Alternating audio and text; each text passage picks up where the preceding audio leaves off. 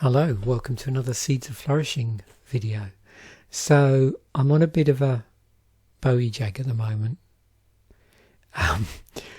after going to see the film and doing a video this week. So I thought for the music video that I was due on a Saturday when this goes out, I'd talk a little bit about Under Pressure, and I'm going to go through a number of different things. There's a bit of stats here as well, which I'll talk about a bit in a moment. So, Under Pressure, as I've probably mentioned on previous videos, and if anybody's listened to my music podcast, the band that I first fully engaged with was Queen. I first got exposed to it through listening to Night at the Opera and then jazz at a friend's house. His parents had copies of those two, and we used to play them incessantly. And it wasn't until around about the time of the live album, so it's 79, would be the first time that I actually bought a Queen album when it came out. Prior to that, I was buying them retrospectively, probably starting off with jazz. May have been a bit earlier, but no, it must have been jazz actually, on cassette. So I had a lot of just up, and then I had another friend. I used to go and visit a couple of friends who were brothers, and we used to hang out on a Sunday morning. I'd go around to their place and we'd listen to different types of music, Rush, or one of the brothers was a big Beatles fan, and the other one was a big Queen fan. And he got hold of my sort of first Queen t-shirt. He was a member of the Queen fan club back then. And this is, of course, pre-internet. We're talking about, late 70s, early 80s. And so what tended to happen when, fans got together, you'd be exchanging pieces of information about the band that you'd read in the papers. And one thing that struck both of us about Queen is that how little songwriting credits there were outside of the band. So that was one thing that obsessed us, was there any other songs where someone else collaborated? And secondly, when Queen released singles, invariably it was either a track that was already off an album or a track that was about to be on an album, because it was released a bit earlier, just after they recorded it, but before the album came out. So you can imagine when this came out, Queen and David Bowie, or Bowie, I keep saying Bowie or Bowie, David Bowie, when this came out, it was super exciting, because it was one of those rare occasions where Queen had actually collaborated with someone outside the band in terms of from a songwriting perspective. And there's one that sticks in my mind, that's why I brought it up here, is that on the first album there is a credit to Tim Staffel, because there's a connection back to the band Smile, of which he was a member along with Brian May and Roger Taylor. So we sort of knew about that. But yeah, the other collaborations were few and far between, if any, beyond that. And this came out on the 26th of October 1981. And there's loads of reasons why this, apart from it being Queen and David Bowie, but why it sort of sticks in my brain. That was a little while after I'd started my first job. So I left school in the summer of 81 after staying on a year. And I remember this coming out in October, but it bled, as we'll see in the stats in a moment, it bled over into the Christmas period. And at that point, I'd actually started going to college as well. So I started my first job, and one of the great things about this job was we got sent to college for free. So I did 2 years with doing an ONC in chemistry, and then a further 2 years doing a HNC in applied biochemical techniques. And this came out just after I'd started my first year. So probably started in September, because it was like the equivalent of a community college. And I have this memory of it being on the radio a lot, but there was a local pub we used to go to just down from where we worked, and I was working in this sort of lab, this prep lab for it was a laboratory attached to a manufacturing plant that made in vitro diagnostic kits.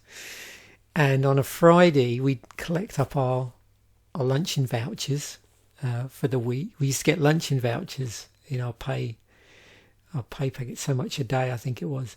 And we'd like save up when we get our wages at the end of the week. And then every so often we'd go down there and buy sausage, egg and chips. And they had a jukebox down there, and it would have, amongst a load of other really cool stuff, it had this on it. I think this must have been the era before CD jukeboxes, maybe. So it was only the singles. So there was other ones in the mid to late 80s, other pubs we went to sometimes where they'd have like whole albums on. But yeah, this was just a singles jukebox, and that was one of the ones on there. And because it sort of bled into the Christmas period, I can sort of remember walking down to the jukebox, to the pub where the jukebox was, and them having like a roaring fire. So when I hear this song, it also reminds me of Christmas. Now, I mentioned about the first Queen album, but I just wanted to sort of place this on a collaborative timeline, because these sort of things fascinate me, how you get these causal crossroads with bands. My understanding is this was never really planned. Queen were working on their follow-up to The Game, so they're working on Hot Space. I don't think Hot Space is everybody's favourite Queen album. Anyway, they're working on that, and at the same time, David Bowie was also at Mountain Studios in Montreux, recording his vocals for Cat People. So that was a single for inclusion in a erotic horror film. And their sort of paths crossed, and he ends up singing on this track, Under Pressure, which they collaborated on. And I'm going to include a link to this because there's all sorts of interesting stories around the collaboration as to who did what, and like the bass line and various other things. And you can see here, so in terms of the singles chronology, in 1980 Queen had released Flash. This comes out 26th of October 1981, and then they have Body Language in 82, and that was a track off of the Hot Space album. Bowie had Uphill Backwards 81, Under Pressure, and then Wild is the Wind. So he was pretty active singles wise in 81. Album wise, there's an alignment with that single and the Queen Greatest Hits. So this came out on the 26th of October. This came out on the 26th of October. Now, of course, this is not on this album, not at this point anyway. There's been various reissues.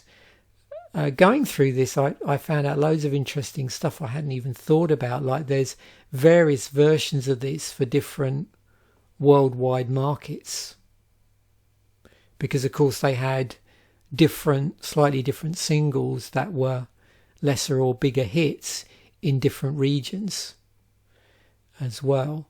And the album's sort of been repackaged in various forms with other names and additional tracks subsequently added as well on there. But on the original one, because the single had just been released, it wasn't obviously included in the Greatest Hits album because it wasn't a hit at the point this came out.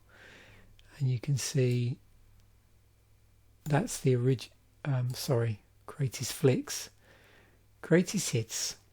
So yeah, in combination with this, they also produced the Greatest Flicks, which was all the videos, and the Greatest Pics, which was a book of photos.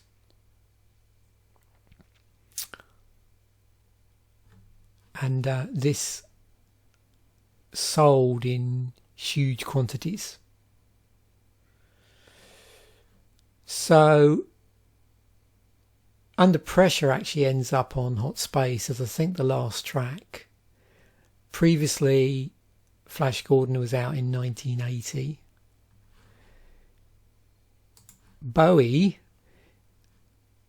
had a number of different things out. There's a soundtrack he was involved with in 81. There was this Changes to Bowie compilation which came out in November of 81, and Baal, which is an EP. If you go back a little bit, you can see, just to confuse matters, there's also a K-Tel Best of Bowie as well, that had also been released in 1980 and was still hanging around the charts, hanging around the album charts. So yeah, a lot of these like causal crossroads in terms of what was going on. Now, let me bring up some stats just to finish this off, because I'm fascinated by stuff like this. Oops. Let's try again. Oh, sorry.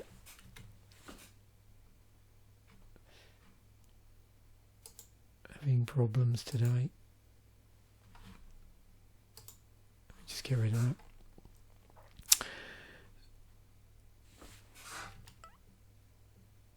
It's being naughty.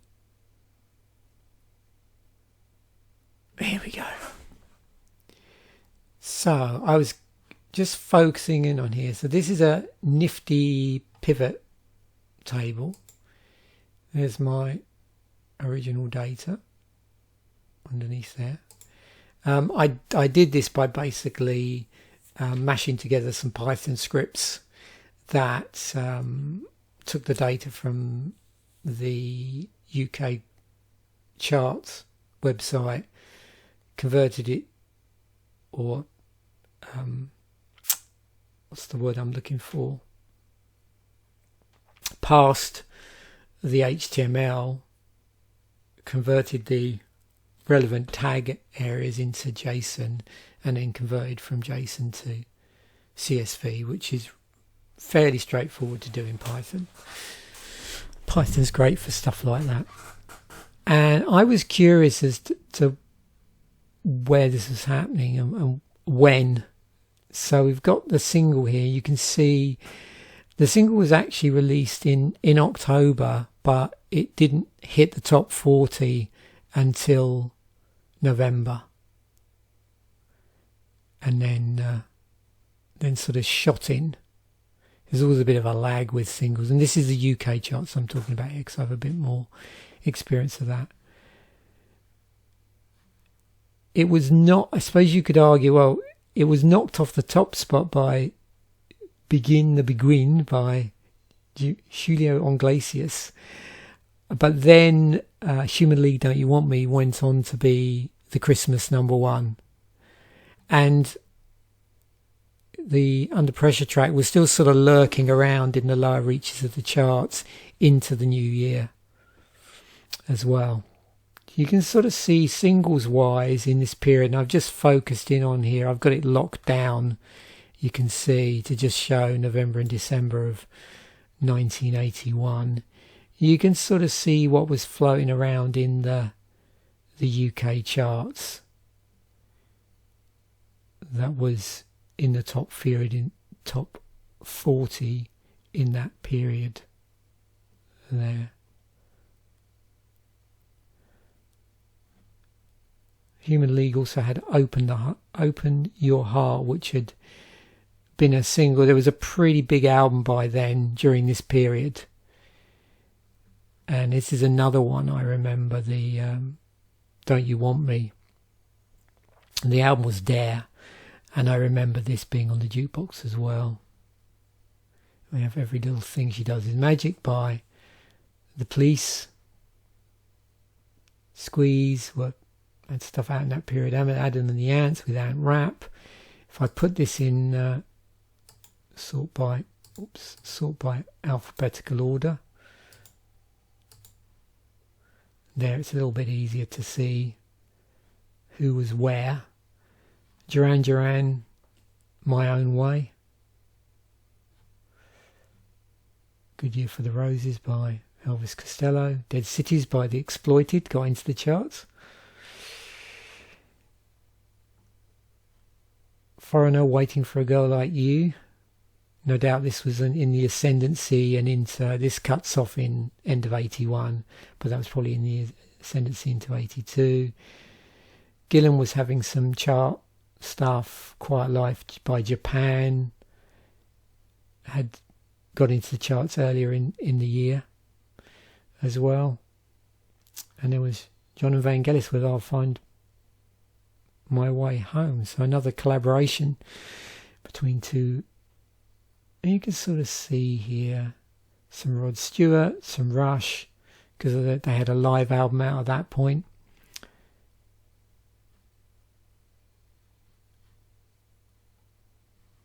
Jam had some stuff. On this, Toyah, Thunder in the Mountains. So Toyah was another artist who was big in the UK around this period. And Ultravox as well. There was a ton of stuff out in 1980. And although, of course, I was listening to the charts a lot, the big thing for me was the album charts. That was my interest. So what I did here, this is the whole year, this is the whole of 1980. I've screened out a lot of bands. I'm only showing the top 40. I probably haven't got everybody here that was on my radar more than others, but I just wanted to bring this up because it's interesting to see in terms of albums what was floating around. So we had the greatest hits, of which Under Pressure wasn't on there. That didn't feature on album till 82, as I've said, on Hot Space. But you can sort of see there's Human League, that had just been released.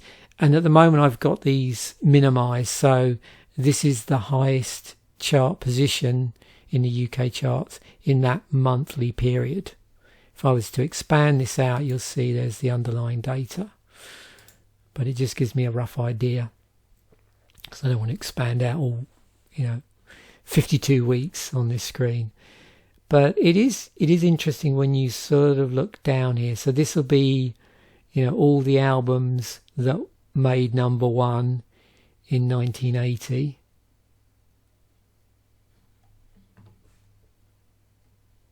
And because Flash Gordon, the previous album, was still kicking around at the start of the year. Have U2's October, Iron Maiden, Killers. So the sort of stuff that I would have been buying album-wise, because I didn't buy a ton of singles, I just, listened to them on the radio, would have more been heavier bands at that point, because I had my conversion due to listening to the Friday Rock Show. So Back in Black had come out the previous year. For Those About to Rock had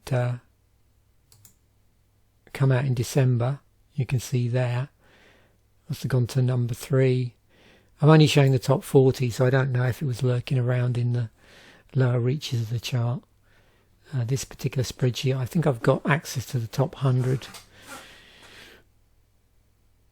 I remember buying Marauder and this High and Dry, Def Leppard.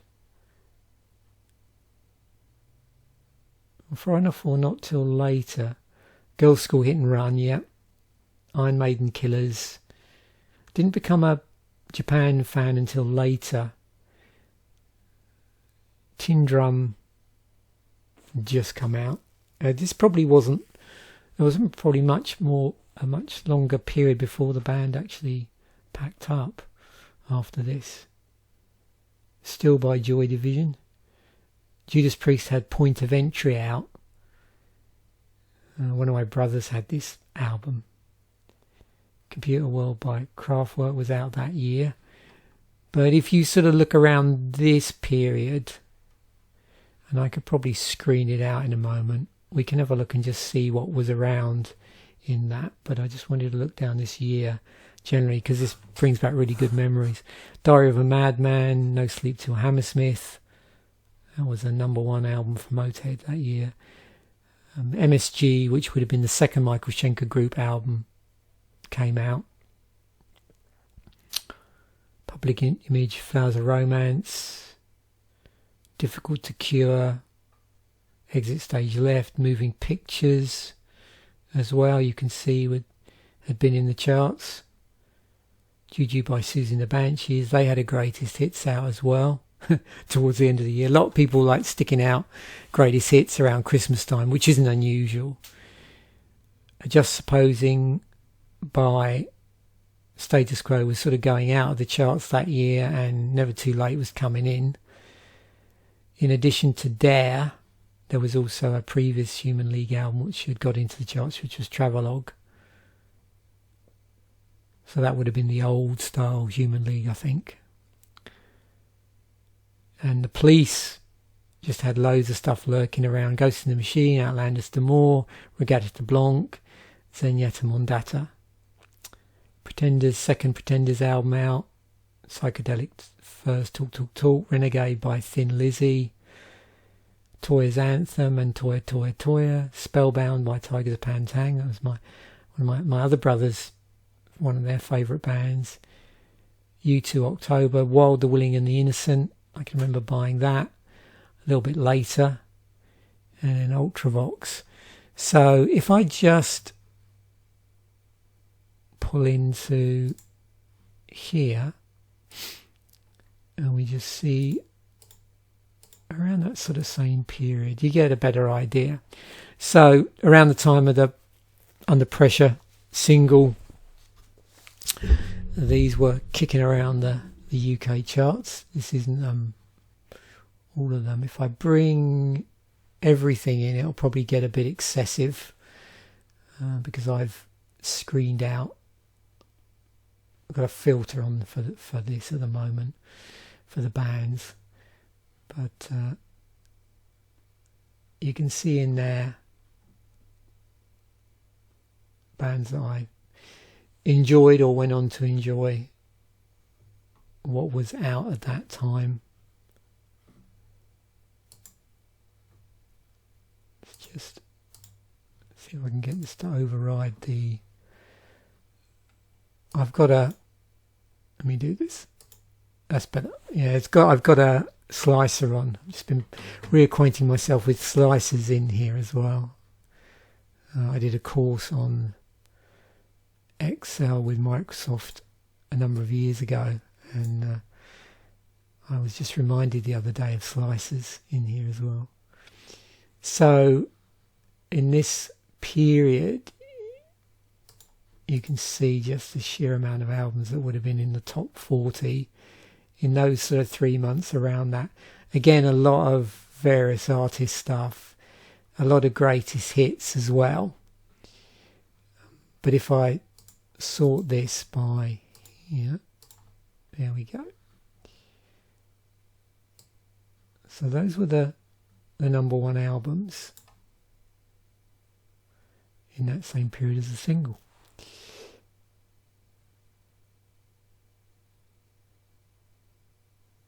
And there we have it. I thought that was pretty interesting though. So I'm going to, this new Python script stroke spreadsheet shenanigans that I've been playing around with has opened up all sorts of possibilities for me in terms of just doing compare and contrast videos. So as I said in a previous video, if there's a particular single that was released and performed reasonably well in the UK, mention it and I'll have a look through and I can go through some stats. But what I'm going to probably do going forward is align this with albums that were a certain number of years old as of each month. So I'm going to sort of aggregate this in some way with the albums that turned 20 and do different years. And then I can actually look at some of the stats as well when I do that. So that video is going to slightly change. And I'll start doing, pushing those together on this Saturday video. Thanks once again for watching. Bye for now, and I will catch you in the next video.